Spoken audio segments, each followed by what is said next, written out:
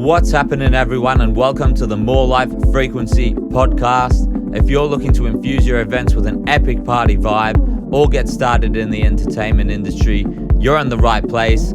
I'm your host, Isaac, and after a decade of rocking dance floors from Australia to Greece, I'm here to share the strategies and stories with you from my journey in the entertainment business.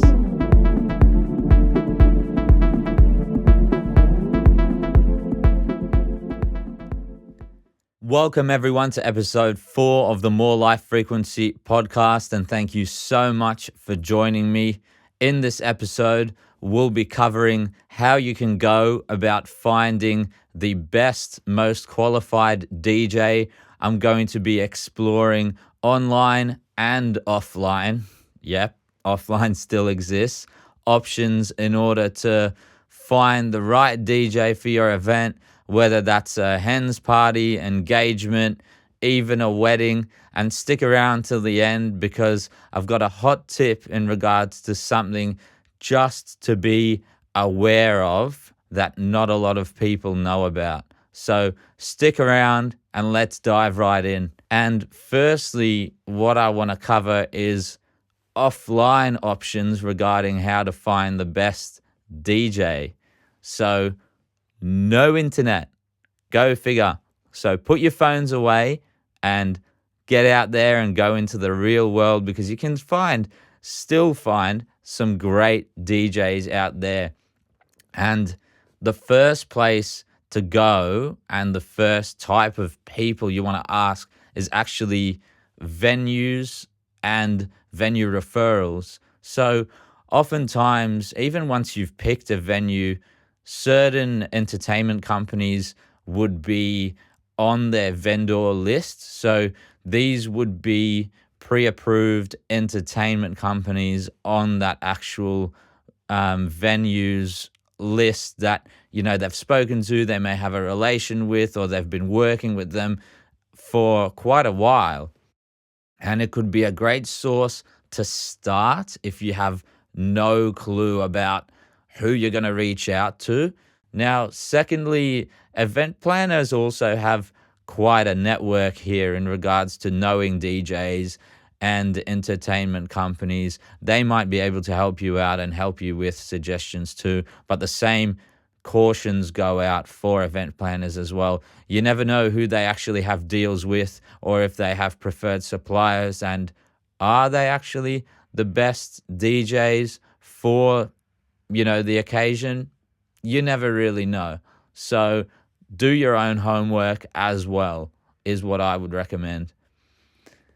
Word of mouth is still a viable option for DJs. So go and ask your friends, go and ask your family. Maybe you've been to a party and you've seen some DJs play.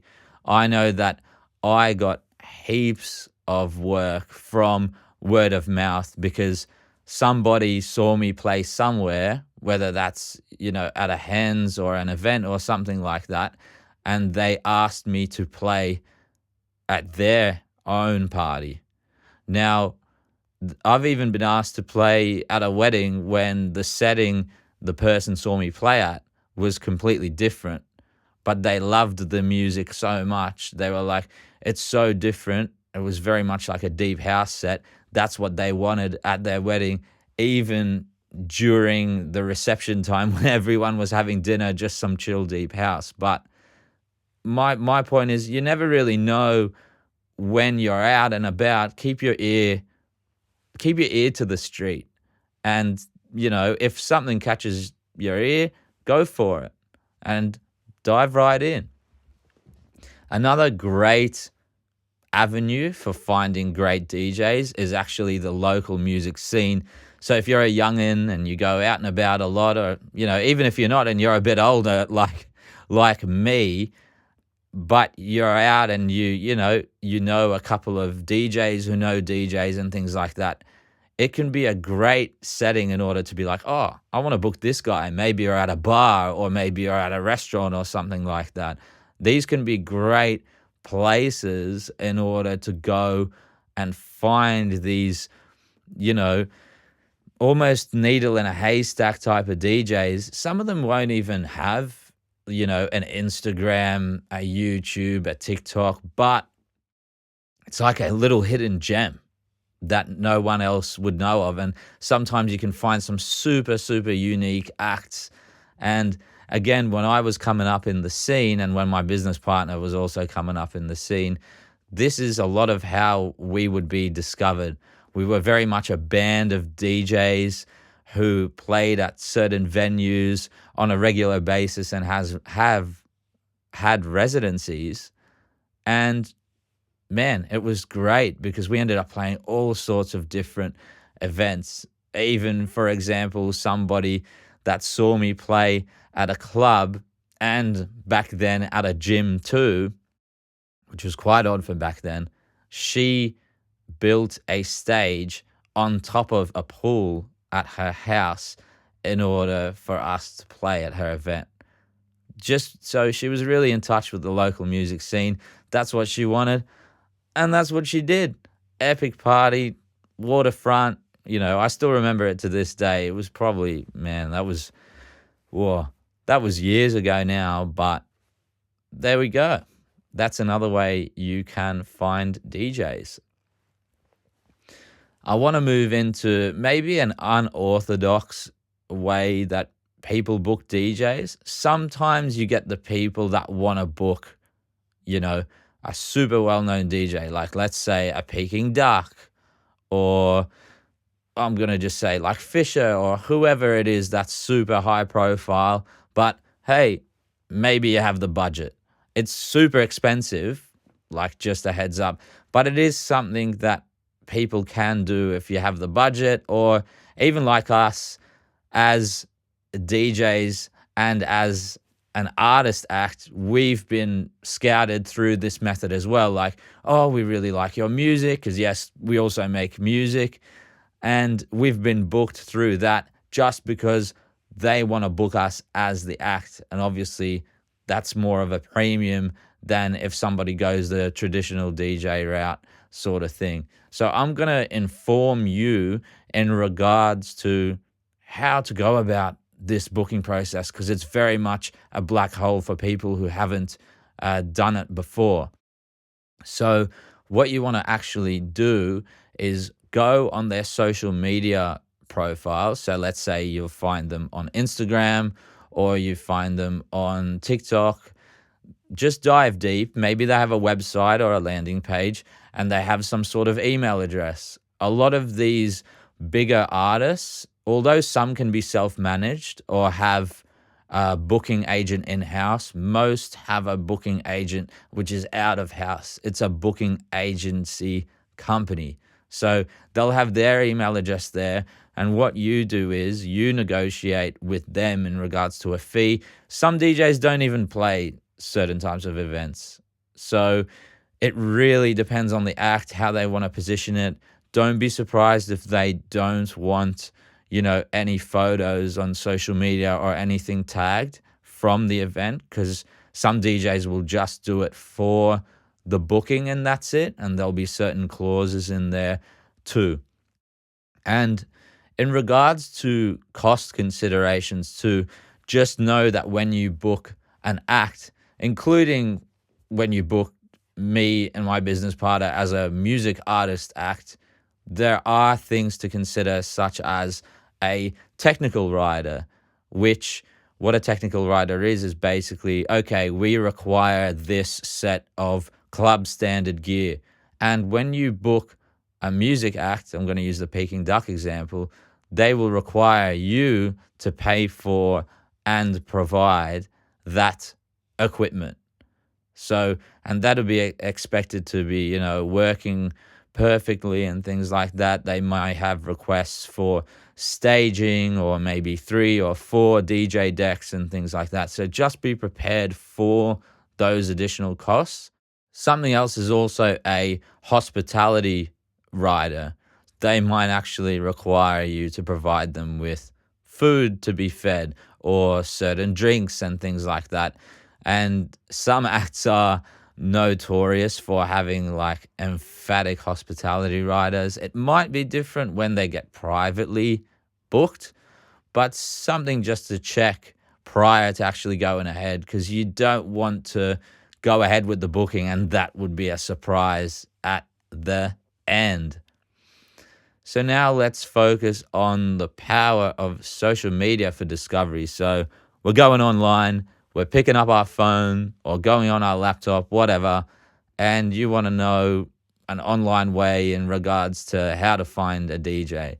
So I'm going to cover first audio platforms, which I find that most people, they don't go to these platforms first in order to find, the best DJs or DJs they might like to book. These platforms include like SoundCloud or Mixcloud.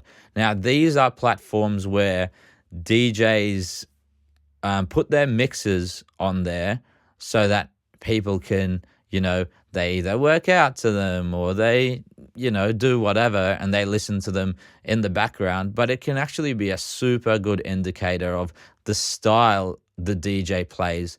Be aware if they do a DJ mix, it's going to be a completely different vibe than if they do a poolside mix, for example. But you can at least hear, okay, they transition well, or they have really good taste of which two songs go together. And then it's really up to you in regards to talking to that DJ afterwards in regards to how they can actually accommodate for your needs in particular. And these SoundCloud and Mixcloud are a great start. They also usually provide links to the artist's other socials. Maybe you can see some of the followers and their comments that they've had. And they'll also provide an email address you can reach out to these artists. And maybe they don't have their own agency or company. Like we never had before an entertainment brand, so to speak. We were purely artists, which is absolutely fine, but just be aware these type of DJs actually exist as well, and those platforms are absolutely great to find out about them. Other platforms, these are the really obvious ones. You've got your Instagrams, your TikToks. Also, YouTube can be really good. So lately there's a lot of trends, DJs filming sets and things like that on YouTube.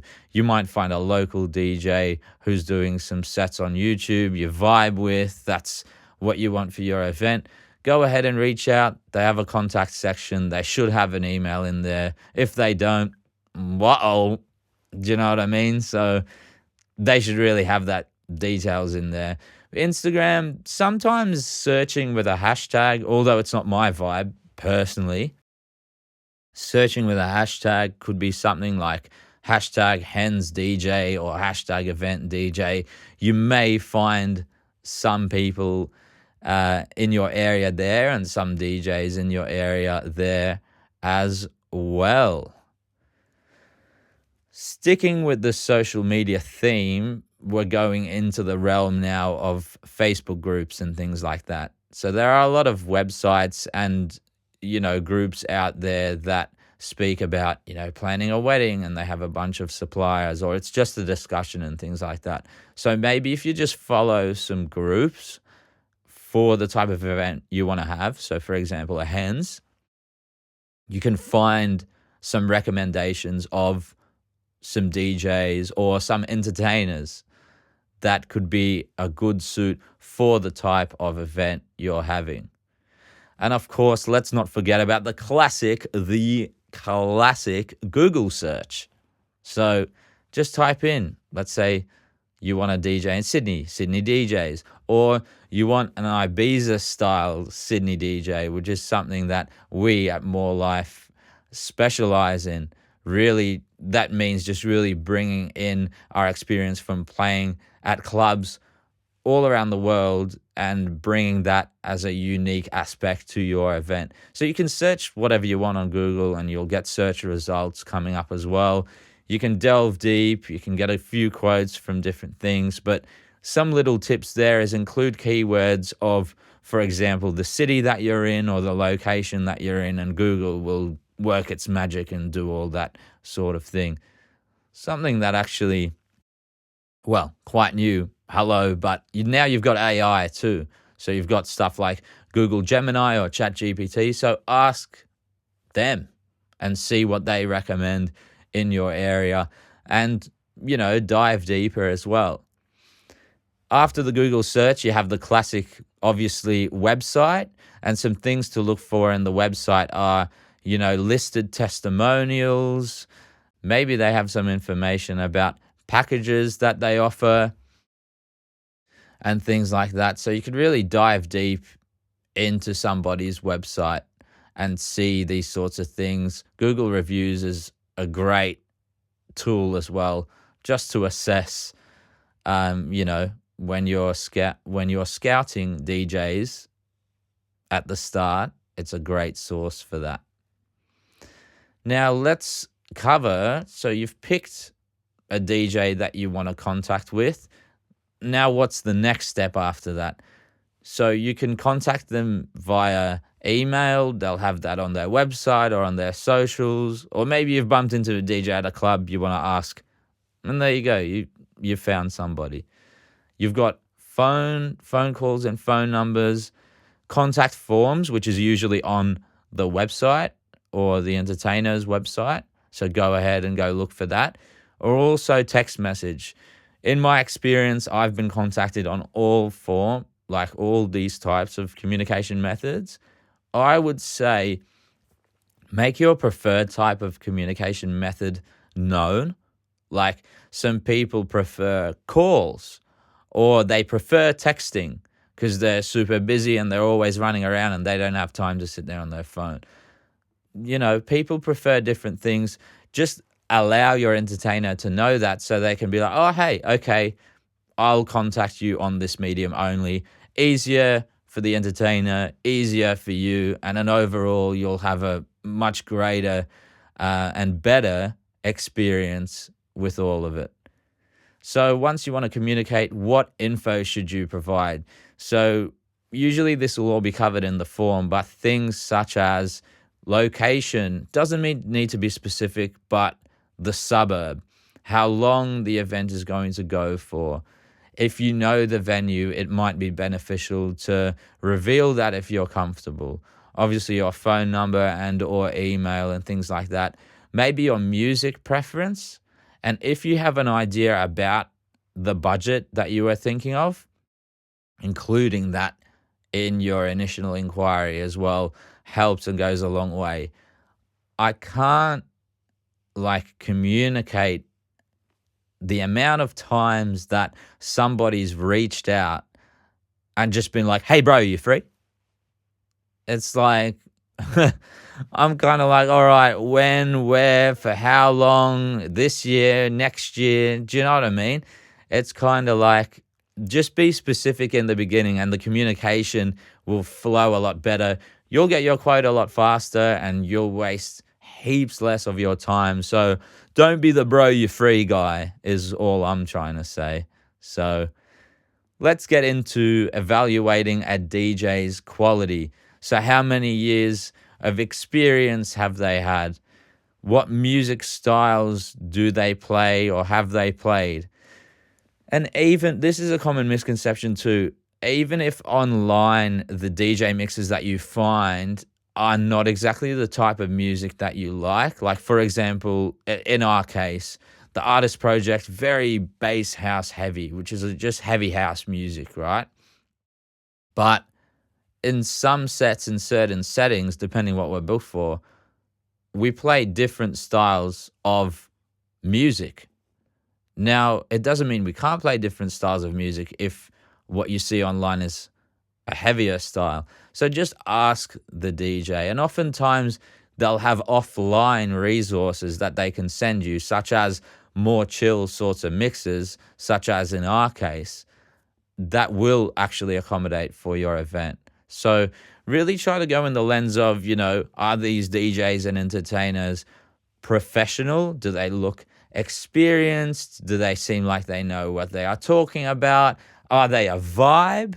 Like those sorts of things. And then try to, say, okay, I want, a more chill type of house music at my event, or I want a bit of a mix of 2000s R&B and some house music. then to see if they're the right fit over there. Obviously, I spoke about before client testimonials and Google reviews. I won't go back into that. And any other additional content is beneficial. So, shameless plug, this podcast, you can get to know who you wish to book just by listening to the people like you are listening to me right now, which I thank you so much for. Spotify playlists is a very popular way as well that DJs and entertainment companies try to capture a certain vibe, and they say, okay, this is the sort of taste. How about this? Do you vibe with this? So these are some other things you can actually look for before you decide to book your act. Now, as a thank you for sticking around this long, that bonus tip that I mentioned in the very beginning, and it's about that time. And the bonus tip is, so there are obviously these marketplace platforms where DJs can basically go ahead and list themselves, and sometimes they pay to list themselves on it, that people use to find, it's like a Fiverr of finding DJs, which is fine. And if you're on a budget, these can be, a really useful tool to get you started. But just bear in mind that these marketplaces, anyone can list themselves on there.